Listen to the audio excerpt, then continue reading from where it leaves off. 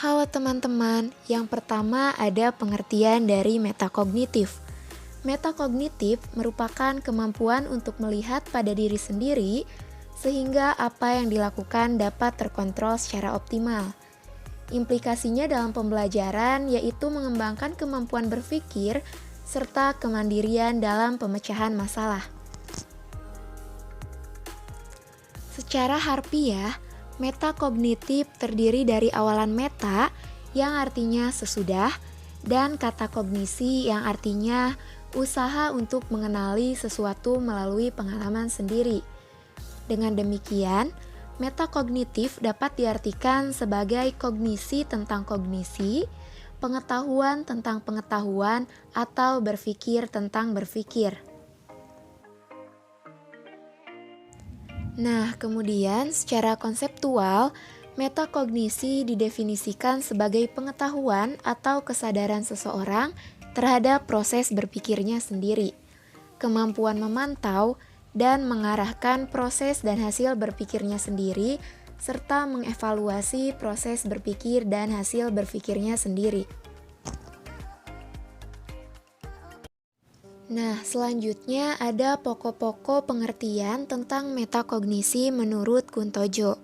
Yang pertama, metakognisi merupakan kemampuan jiwa yang termasuk kelompok kognisi.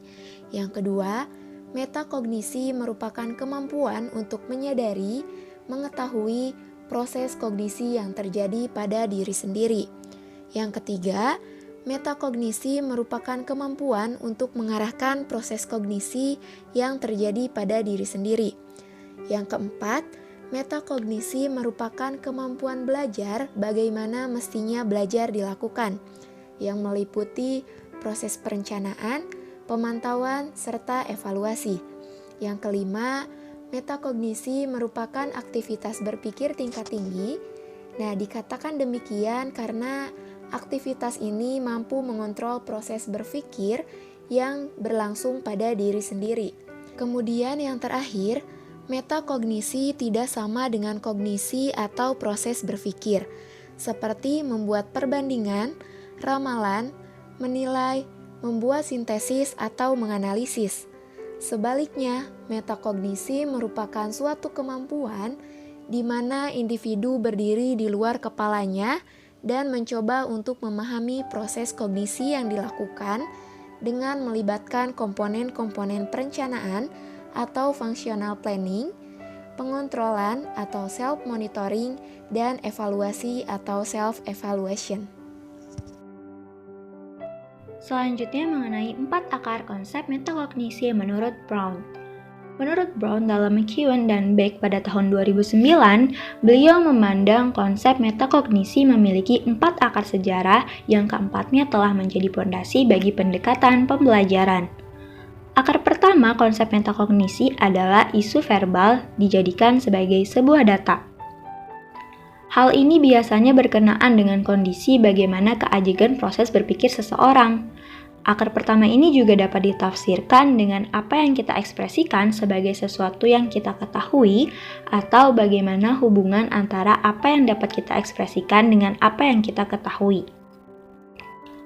Akar kedua adalah gagasan tentang kontrol eksekutif sebagai bagian dari model pemrosesan informasi. Pada model ini, memiliki prosesor pusat yang dapat mengendalikan operasinya sendiri yang meliputi perencanaan, evaluasi, pemantauan, dan revisi. Akar ketiga adalah pengaturan diri, seperti proses yang mengarahkan seseorang secara aktif dan terus-menerus menyempurnakan tindakan-tindakan mereka. Dan akar yang keempat adalah peraturan lain atau transfer control dari orang lain untuk diri sendiri. Selanjutnya mengenai kegiatan metakognitif. Kegiatan metakognitif pada dasarnya merupakan kegiatan berpikir tentang berpikir yang dapat didefinisikan dengan kegiatan mengontrol secara sadar tentang proses kognitifnya sendiri. Kegiatan metakognitif juga dapat meliputi kegiatan berpikir untuk merencanakan, memonitoring, dan merefleksikan bagaimana menyelesaikan suatu masalah. Sehingga, metakognitif juga dapat didefinisikan sebagai second order cognition yang memiliki arti berpikir tentang berpikir, pengetahuan tentang pengetahuan, atau refleksi dari tindakan-tindakan. Selanjutnya mengenai dimensi berpikir. Metakognisi secara umum berkaitan dengan dua dimensi berpikir, yaitu self-awareness of cognition dan self-regulation of cognition. Self-awareness of cognition adalah pengetahuan yang dimiliki seseorang tentang berpikirnya sendiri, sedangkan self-regulation of cognition adalah kemampuan seseorang untuk menggunakan kesadarannya dalam mengatur proses kognitifnya sendiri. Berkaitan dengan pembahasan sebelumnya mengenai kegiatan metakognitif, kedua dimensi metakognitif ini juga memiliki sifat interdependent, yaitu saling bergantung antara yang satu dengan yang lainnya.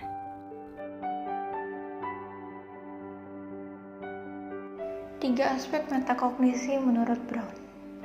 Para ahli telah sepakat untuk membuat perbedaan mendasar atas tiga aspek metakognisi, yaitu yang pertama ada metakognitif pengetahuan, yang kedua ada pengalaman, dan yang ketiga ada metakognisi kontrol atau penggunaan strategi.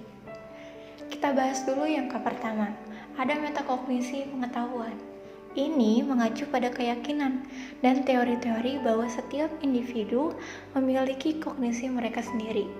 Seperti contohnya keyakinan tentang makna jenis berpikiran tertentu dan keyakinan tentang efisiensi kontrol memori dan kontrol kognitif. Lalu selanjutnya yang kedua ada metakognisi pengalaman. Ini meliputi tentang makna peristiwa mental tertentu, misalnya pikiran, perasaan metakognitif sendiri, dan penilaian status kognisi. Penilaian dan keputusan metakognitif dapat didefinisikan sebagai interpretasi sadar dan pelabelan pengalaman kognitif. Penilaian dan keputusan tersebut adalah suatu manifestasi nyata dari penggunaan pengetahuan metakognitif untuk menilai kognisi. Lalu yang selanjutnya terakhir adalah metakognisi kontrol. Ini adalah suatu respon yang dibuat oleh individu dalam mengendalikan kegiatan dari sistem kognitif mereka. Strategi-strategi ini dapat mengintensifkan atau menekankan strategi berpikir dan dapat diarahkan untuk meningkatkan proses pemantauan. Dalam kehidupan sehari-hari, orang ini menggunakan strategi mulai dari menggunakan alat bantu memori untuk penyajian pesan seperti penggunaan alat memorik dan latihan untuk mengingat materi dan strategi mengingat kembali. Baik, selanjutnya kita bahas ketiga metode pengukuran keterampilan metakognitif yang dikemukakan oleh Stroud dan Feynman.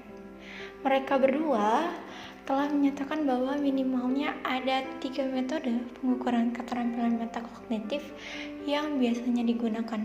Yang pertama itu ada retrospektif atau peninjauan, yang kedua ada konkuren atau pengukuran langsung, dan yang ketiga adalah prospektif atau harapan. Ke metode yang pertama. Metode ini merupakan pengukuran yang dilakukan setelah siswa mengikuti pembelajaran atau ketika siswa ini telah mengerjakan tes. Lalu metode yang kedua merupakan metode pengukuran yang dilakukan selama siswa mengikuti proses pembelajaran. Lalu metode yang ketiga yaitu adalah metode pengukuran yang dilakukan sebelum siswa menyelesaikan tugas atau tes tertentu ataupun setelah siswa menjawab tes namun sebelum tes tersebut diperiksa oleh gurunya.